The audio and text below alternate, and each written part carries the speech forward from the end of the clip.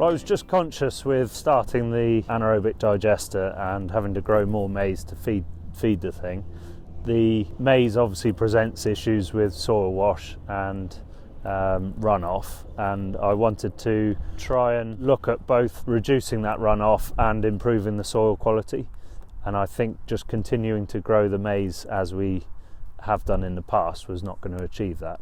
We looked at undersowing the maize, and it brought various benefits, I felt, to our farm. And the first one was having the root structure in the soil to prevent that wash, and also the grass the following spring to grow on for both grazing, feeding the soil, either it being topped back in or animals grazing it and treading it back in. The other main reason was being able to put the slurry or the digestate back onto the maize stubble without it running off in the spring.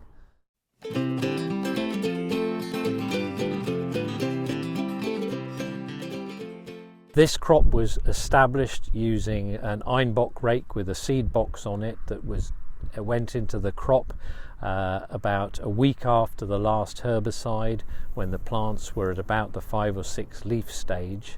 The Italian ryegrass was literally broadcast on the surface and raked in. It's not a perfect system.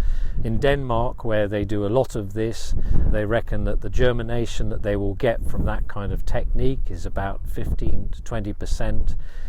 Where they've developed drills specifically designed for use in maize, they are getting establishment of plus 50%. Did we see any negative effects to the maize crop? No, we didn't at all. In some places the grass came really well underneath the maize, and the maize also grew really well. In places where the maize didn't grow so well, there was more light available for the grass, and the grass took and grew more as a result of that.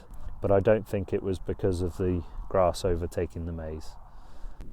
Based on the Danish experience of developing drills for use in maize, we have, with the funding from the WIASC Foundation, developed a drill which will be available for use this year for effectively undersowing maize throughout Herefordshire and the Wye Valley area.